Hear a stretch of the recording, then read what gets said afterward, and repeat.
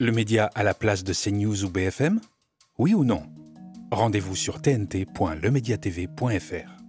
Bonjour à toutes et à tous et bienvenue sur le Média. Nous sommes le jeudi 18 juillet 2024. Vous regardez notre bulletin d'infos d'été car l'actualité ne s'arrête pas pendant la période des vacances. Et si nous n'avons plus nos deux directs quasi quotidiens, un grand nombre de nos programmes restent à l'antenne et sont diffusés sur le canal 350 de la Freebox, sur notre site internet et sur notre chaîne YouTube. C'est parti.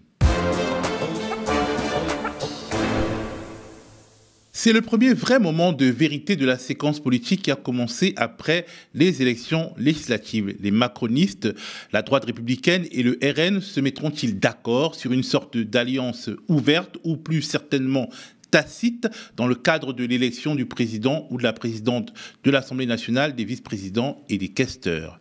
Après un second tour des législatives marqué par un barrage républicain qui a en quelque sorte ressuscité des dizaines de députés macronistes, ils ont été nombreux parmi eux à remettre au goût du jour le slogan « ni RN ni LFI » qui signifie dans les faits barrage au nouveau Front populaire. Accepteront-ils désormais de n'être élus au poste clé de l'Assemblée nationale que grâce au vote ou au désistement du Rassemblement national? Quid des députés de la droite républicaine qui sous-entendent par leur nouvelle appellation que leurs anciens camarades qui se sont alliés à l'extrême droite ne le seraient plus? Dans la perspective de la future élection présidentielle, quelles seraient les conséquences sur l'opinion publique française et sur le peuple de gauche qui jusqu'ici a été majoritaire à se mobiliser pour éviter des aventures périlleuses à la France si le Front républicain était déchiré dès aujourd'hui au nom de l'opportunisme politicien? Au moment où nous tournons, le nom de l'occupant ou de l'occupante du perchoir n'est pas encore connu. Le premier tour vient de se dérouler et le communiste André Chassaigne, candidat unique du nouveau Front populaire, est en tête avec 200 voix sur 577 devant Sébastien Chenu du RN qui obtient 142 voix. En troisième position, Yael Braun-Pivet, 124 voix. À l'issue du premier tour, Naïma Mouchou d'Horizon et Philippe Juvin de la droite républicaine se sont retirés. Désormais, seul un barrage anti-NFP peut empêcher l'élection d'André Chassaigne. Bien entendu, nous analyserons les jeux qui seront en cours dès demain dans la prochaine édition des Indiscrets de Nils Wilke. Cet après-midi, en tout cas, on pouvait constater la quasi-union sacrée des députés du bloc macroniste derrière Yael Braun-Pivet, la très autoritaire présidente sortante, dont les relations avec Emmanuel Macron sont désormais très mauvaises. Pour le député MoDem Nicolas Turquois, par exemple, la priorité serait de soutenir sa réélection. Comment vous comptez faire pour ce que vous soutenez Yael Braun-Pivet pour la faire élire, sachant que pour l'instant, dans le camp macroniste, il n'y a pas une majorité par rapport aux autres groupes? Oui, mais nous espérons qu'au fur et à mesure des tours vont se dégager des évidences et que certains autres députés, par esprit de solidarité républicaine, par esprit de responsabilité républicaine, vont se rallier à sa candidature. Est-ce que vous comptez sur les voix des Républicains et du Rassemblement national pour faire élire Mme Braun-Pivet? Non, des Républicains, oui, pas le Rassemblement national. Ça va fonctionner avec les Républicains, enfin, si le Rassemblement national part derrière Yael Braun-Pivet? Il y a eu un certain nombre d'échanges qui ont eu lieu, je vais devoir vous laisser, qui ont eu lieu entre les uns et les autres, et je pense qu'on peut y arriver après. On verra si chaque député agit plutôt en titre de responsabilité ou à titre d'une réflexion individuelle. Vous ne voulez pas des voix du Rassemblement national pour faire élire Yael Braun-Pivet? Non. Merci. Sur le Premier ministre qui sera proposé à Emmanuel Macron par le nouveau Front populaire, on attend toujours la fumée blanche, comme Olivier Faure hier, Raphaël Arnaud, au micro de Lisa Lapp un peu plus tôt dans la journée à République, temporise et loue les concessions faites par son clan pour une candidature unique de Chassaigne. Ce qui va se passer cet après-midi, c'est très clair. Et justement, on disait... Le nombre populaire a du mal à se mettre d'accord sur le gouvernement. Ouais, c'est vrai pour l'instant, on a du mal à se mettre d'accord, même s'il y a des discussions qui sont plutôt positives. Le fait est, c'est qu'on s'est mis quand même d'accord sur une candidature unique. Et je sais que la France Insoumise a été beaucoup attaquée, notamment par certains éditorialistes qui se font un plaisir depuis des mois et des mois.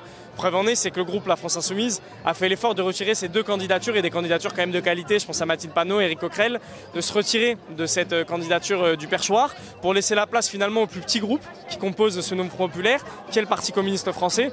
Donc preuve en est, c'est qu'on est capable, chacun et chacune, de faire des concessions et on est capable d'afficher une image, encore une fois, d'unité et avec cette vocation de gouverner. Nous, on va y aller dans cet état d'esprit. tous unis, peu importe la composante politique dans laquelle on se trouve, en défendant cette candidature unique au perchoir. Et voilà dans quelle attitude on y va.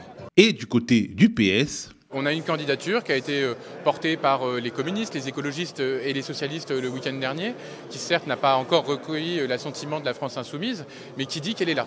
Elle est là, elle est dans le débat et elle est prête à aller au combat. Et donc il faut maintenant que nous puissions avoir un débat qui soit tranché. Il ne faut pas que certains s'érigent en bloquant. Et donc pour ne pas bloquer, eh bien, la meilleure manière, c'est de voter. Pour les écologistes, la priorité est de répondre favorablement à la pression populaire qui ne demande qu'une chose, appliquer le programme du NFP. Ce sont en tout cas les mots de Cyrielle Châtelain. Il y a une manifestation en cours à République de la société civile qui s'est engagée dans le nouveau Front populaire, notamment les syndicats, les associations, etc.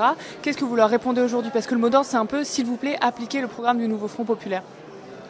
Eh bien, on leur répond qu'aujourd'hui a lieu une bataille cruciale. C'est celle déjà de dire que le résultat des urnes est respecté. Je pense que c'est cela qui se passe aujourd'hui. La question, c'est est-ce que la mobilisation, leur mobilisation pour faire voter sera entendue. Et c'est le premier pas pour reconnaître que oui, il y a, quand on va voter, quand on se déplace, il y a des changements concrets. Alors que le front politique demeure empêtré dans ses contradictions, le front syndical reprend l'initiative. Ce jeudi 18 juillet, dans l'après-midi, la CGT a organisé un rassemblement place de la République pour réclamer la nomination d'un Premier ministre issu du nouveau Front populaire. Nos journalistes Lisa Lapp et Benoît Deverly étaient sur le terrain. Toujours place de la République, Lisa et Benoît ont rencontré Joachim Salinger, comédien et délégué général du syndicat français des artistes-interprètes, qui a expliqué pourquoi un préavis de grève a été déposé pour le jour de la cérémonie d'ouverture des Jeux Olympiques. Est-ce que vous pouvez m'expliquer la mobilisation d'aujourd'hui? Pourquoi vous êtes rassemblés aujourd'hui place de la République? Alors l'idée, c'est de faire une pression populaire sur le monde politique, car le mouvement social s'est beaucoup mobilisé depuis 18 mois. Je pense à la réforme des retraites, contre la loi immigration, pour les salaires, pour la défense des services publics. Et aujourd'hui, il n'y a toujours rien. Donc la CGT et d'autres, on a contribué quand même à ce qu'on fasse barrage au Rassemblement national et à ce que le programme du Front populaire arrive en tête, en tout cas en nombre de députés. Et donc on pense qu'il y a une responsabilité politique importante et urgente de répondre aux attentes du mouvement social. La série noire se poursuit pour les principales chaînes d'information continue, alors que l'Arcom vient de terminer les auditions en vue de l'attribution de 15 fréquences de la télévision numérique terrestre. On rappelle que le média est lui aussi candidat à une de ces fréquences. Il y a quelques jours, Mediapart révélait la place prise par BFM TV et son patron Marc-Olivier Fogiel dans une opération de blanchiment médiatique de Nicolas Sarkozy dans le cadre de l'enquête sur les financements libyens. Des SMS qui ont fuité permettent d'abord de prendre la mesure de la proximité entre la journaliste vedette Ruth Elkrief, qui officie désormais sur LCI, Marc-Olivier Fogiel et le clan Sarkozy. Comment la première chaîne d'info de France s'est mise au service de Nicolas Sarkozy dans l'un des plus gros scandales de la Ve République. C'est ce que révèle Mediapart, qui publie de nombreux échanges entre l'équipe de l'ancien président et plusieurs responsables de BFM TV. Démonstration parfaite d'une manipulation médiatique.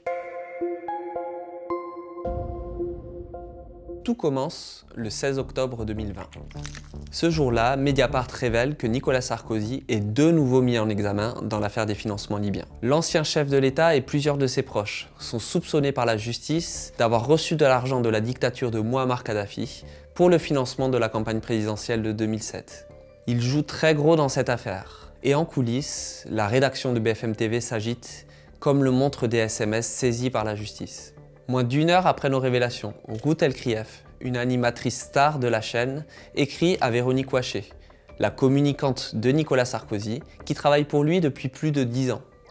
Chère Véronique, je suis là, je pense à vous, et si vous avez envie de vous exprimer, je suis à votre disposition. On peut monter ce que vous voulez. Je t'embrasse fort et transmets mes amitiés à NS. NS, comprenez Nicolas Sarkozy, un mis en examen pas comme les autres pour les responsables de BFM TV, qui se montre bien empathique à son égard. Même Marc-Olivier Fogiel, le directeur de la chaîne, s'empresse de contacter Véronique Ouaché. Salut Véro, tu peux m'appeler? Bise Marco, je voudrais qu'on se cale. Alors que la mise en examen de Nicolas Sarkozy fait les gros titres, le journaliste de Mediapart Fabrice Arfi passe à l'antenne. Ce qui ne manque pas d'agacer Véronique Ouaché, qui s'en plaint directement à Marc-Olivier Fogiel. Arfi continue de dérouler tranquillement sur BFM. C'est la même interview, il ne repassera pas. La conseillère de l'ancien président obtient donc que Fabrice Arfi ne passe plus à l'antenne. Par la suite, BFM est le relais de la diffusion d'un faux témoignage, celui de Ziad Takieddine, intermédiaire qui avait d'abord accusé l'ancien président d'avoir bénéficié de l'argent de Mouammar Kadhafi pour une de ses campagnes électorales et qui revient sur ses déclarations après avoir été entrepris. BFM et Match sortent des choses très fortes où Takieddine dédouane Sarkozy dans l'affaire libyenne. Potentiellement, c'est toute l'affaire qui s'écroule. Et quelques minutes plus tard, ravie de l'impact de ce faux témoignage, Véronique Ouaché relance Marc-Olivier Fogiel. On n'exclut pas que NS s'exprime chez Route. C'est très fort. Réaction de NS sur Facebook. Top. Tu me dis ? Oui, on y réfléchit. En diff, quel moment te semble le mieux ? S'il parle à Route, on le multidiffusera. Donc peu importe la première diff, j'allais te dire, mais il pourrait par exemple 19h d'abord. Ce serait quoi ton calendrier ? Bref, tout cela exhale de fortes odeurs d'officine partisane. Et désormais, le quotidien en ligne fondé par Edoui Plenel révèle que Jordan Bardella a été invité à dîner dans la résidence de Cyril Hanouna à Saint-Tropez à l'occasion d'une soirée privée le 12 juillet dernier. Après une campagne législative durant laquelle l'animateur et au-delà le groupe Bolloré ont tout donné pour promouvoir le Rassemblement national et aider son président à accéder à Matignon. Au-delà de ce dîner, l'info est que, depuis, la reine de l'info People, Mimi Marchand, patronne de l'agence de presse photo Best Image, se bat comme un beau diable pour empêcher que des photos volées de ce moment soient diffusées dans la presse. Mimi Marchand, également impliquée dans l'affaire Benalla, longtemps proche du couple Macron. Mimi Marchand, également en première ligne dans l'opération de blanchiment de Nicolas Sarkozy, aux côtés de Paris Match et de BFM. Bref, dès que Mediapart envoie des questions à Jordan Bardella, Mimi Marchand et Cyril Hanouna avant de publier son enquête, Jean-Marc Morandini, figure de la Bolloré Connexion comme Hanouna, improvise un contre-feu sur son blog. Le titre de l'article exclut, Cyril Hanouna prépare en secret pour la rentrée une nouvelle émission politique en prime sur C8, tentant de convaincre Jordan Bardella d'être le premier invité de la saison. Les vacances sont studieuses pour Cyril Hanouna, qui profite de l'été pour mettre au point dans le plus grand secret une nouvelle émission politique dont le premier invité pourrait être Jordan Bardella.